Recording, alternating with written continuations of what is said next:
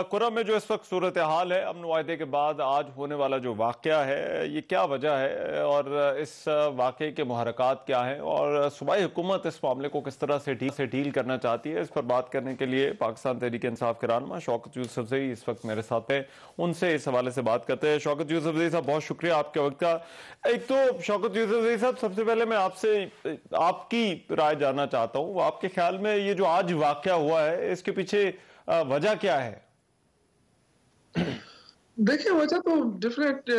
Definitely शरपसंदी है इसमें, जो कि देखें फरीकैन तो पुरअमन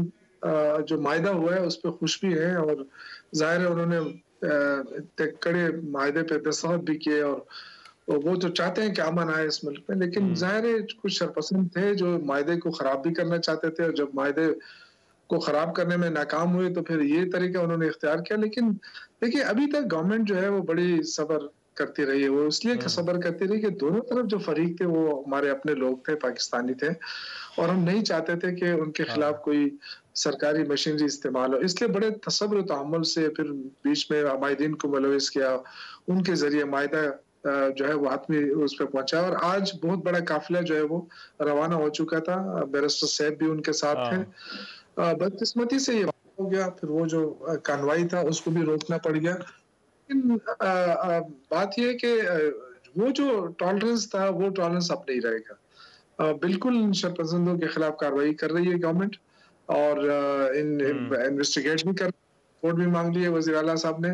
और अली-अमीन गंडापुर ने इस पे सख्त बयान भी दिया है कि हम इनको नहीं छोड़ेंगे, क्योंकि अभी तक हम कुछ इसलिए नहीं कह रहे थे कि हम नहीं चाहते थे कि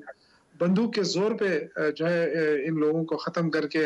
हम अमन लाएं। ऐसा नहीं हो सकता था क्योंकि दोनों फरीक वहाँ लोकल हैं। तो अब वो मायदा हो गया, अल्हम्दुलिल्लाह बहुत कामयाब मायदा है, क्योंकि दोनों फरीकों ने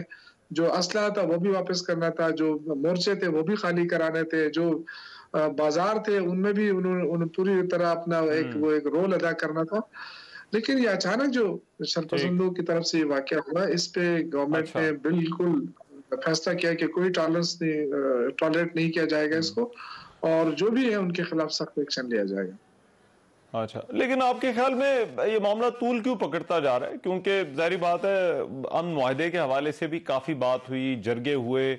और बार बार हुए, सूबाई हुकूमत की भी उसमें इन्वॉल्वमेंट थी, बंकर्स, डी वेपनाइजेशन, इन सब चीज़ों पर इत्तफाक हो गया। ये मामला फिर इतना लंबा क्यों होता जा रहा है आपके ख्याल में? देखिए, मैंने आपसे कहा ना कि कुछ लोग हैं जो नहीं चाहते हैं ना कि अमन आ जाए, कुछ लोग नहीं चाहते कि इनके बीच में जो है वो मामलात हल हो जाए, इसलिए वो इस तरह की कार्रवाइयां करके अदम एतमाद पैदा करने की कोशिश कर रहे हैं। लेकिन देखिए, गवर्नमेंट जो है वो तो अपने रेट हर सूरत में कायम करेगी, लेकिन मैंने आपसे कहा ना कि चूंकि वो इलाका ऐसा था कि वहाँ दोनों फरीक वहीं पे रहते थे, और अगर आप गवर्नमेंट कोई कार्रवाई करती तो फिर वो दोनों फरीक के खिलाफ कार्रवाई करती, फिर उससे एक नया मसला खड़ा हो सकता था। तो गवर्नमेंट ने टॉलरेट किया इस चीज को, और अल्हम्दुलिल्लाह कि वो दोनों फरीक बैठ गए, वो भी अमन चाहते थे और एक मुआहदा हुआ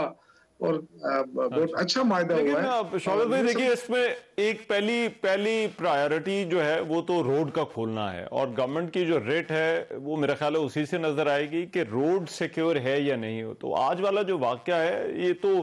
अब जाहिर बात है गवर्नमेंट की रेट के लिए भी एक काफी बड़ा चैलेंज है। मैं बिल्कुल आपके साथ इत्तेफाक करता हूँ। यही वजह थी ना कि जो काफिला इस वक्त आज जा रहा था, उसके साथ बैरिस्टर सैफ हैं, उनके साथ हमारे जो एडमिनिस्ट्रेशन के लोग हैं,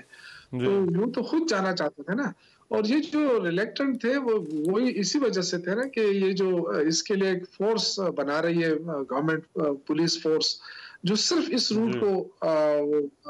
यानी सेफ करेगी।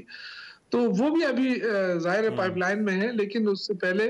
ये जो पहला काफिला जाने वाला था, और हमारा ख्याल था कि, लेकिन इसमें एक चीज मैं आपको बताऊं कि इसमें मुकामी लोग भी इस दफा गवर्नमेंट के साथ खड़े होंगे। ये जो कुछ हो रहा है इसके खिलाफ अभी लोकल लोग भी जो है वो गवर्नमेंट के साथ खड़े होंगे और अपनी रेट कायम करने में मेरे ख्याल से दोनों फरीक मिलकर अब शरपसंदों के खिलाफ कार्रवाई करेंगे।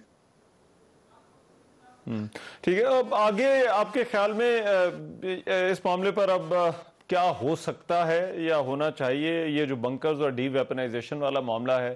اور اسپیشلی یہ جو آج کا جو انسیڈنٹ ہے اس کے بعد، کیونکہ یہاں پر بھی جو دھرنے ہوئے تھے اور اس پر جو ہے وہ بات ہوتی رہی، اس میں کہیں نہ کہیں آپریشن کا بھی جو ہے وہ ذکر ہوتا رہا، تو آپ کے خیال میں یہ سٹل لا اینڈ آرڈر کا ایشو ہی رہے گا اور حکومت اس کو ڈیل کر لے گی؟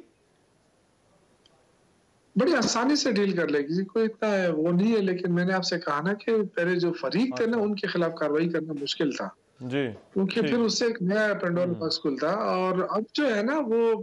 ظاہر عزت پسندوں کے خلاف کارروائی ہے تو اس میں جو مقامی لوگ ہیں وہ بھی سپورٹ کریں گے، کیونکہ زیادہ سفر تو وہ ہو رہا ہے نا، اگر وہاں پہ ٹرانسپورٹ بند ہو، سڑکیں بند ہو تو مقامی لوگوں کو بہت زیادہ تکلیف ہو رہی ہے، وہ اس چیز کا ہمیں احساس ہے، اور ہم اس لیے سڑک کو نہیں کھول رہے تھے کہ مسئلے اور بھی بڑھ جاتے اس وقت۔ اب چونکہ معاہدہ ہو شوکت چکا بھائی ہے اس میں معاملے میں، کیونکہ ظاہری بات ہے، ٹھیک شوکت بھائی اس میں کیونکہ سیاست بھی ہماری کہیں نہ کہیں پر ان معاملات کے ساتھ جو ہے وہ جڑ جاتی ہے، گورنر کی بھی تنقید ہے، وفاقی حکومت کی بھی تنقید ہے، جو کیپیسٹی ہے صوبائی حکومت کی لا اینڈ آرڈر مینٹین کرنے کی، اس پر سوالات اٹھائے جا رہے ہیں، تو آپ کے خیال میں یہ سوالات اٹھانا بنتا ہے؟ دیکھیں وفاقی حکومت کا تو بات ہی نہ کرے نا، کہ اتنے پورے پروسیس میں ان کا کیا رول رہا ہے سوائے تنقید کے، سوائے اس چیز کے کہ جی بس صوبائی حکومت ناکام ہو گئی ہے۔ وہ جو 1500 ارب روپے ہمارے ان کے ذمہ ہیں دے دینا ہمیں، تاکہ ہم اپنے لا اینڈ آرڈر کو مزید بہتر کر سکیں، دہشت گردی کے خلاف جنگ میں بہتر رول ادا کر سکیں، کیوں ہمارے پیسے روکے ہوئے ہیں؟ بس دیکھیں صرف تنقید کرنا نہیں ہوتا ہے، آپ نے فاٹا کو مرج کر دیا خیبر پختونخوا کے ساتھ، تو جو وعدے کیے تھے کہ جی جو قبائلی لوگ ہیں ان کو کیسے سیٹل کیا جائے گا، ان کے ساتھ کیا کیا کیا جائے گا، ان کے ساتھ کون سا معاہدہ پورا کیا جا رہا ہے، ابھی بھی جو تنخواہیں ہیں وہ بھی پوری نہیں دے رہا ہے وفاق، تو وہ اپنی ذمہ داری وفاق پوری کرے، لیکن یہ لا اینڈ آرڈر کا جو مسئلہ ہے نا یہ صرف یہاں نہیں ہے، اگر آپ کراچی کا حالات دیکھیں کراچی سے زیادہ خراب ہے، وہاں ہر روز سنیچنگ، قتل غارت، یہ ساری چیزیں کراچی کے اندر ہو رہی ہیں، تو پھر اس پہ بھی انگلی اٹھائیں نا، اس پہ بھی بات کریں کہ وہاں کیوں ہو رہا ہے اس طرح، اس سال کے سب سے زیادہ قتل جو ہے وہ کراچی میں ہوئے ہیں۔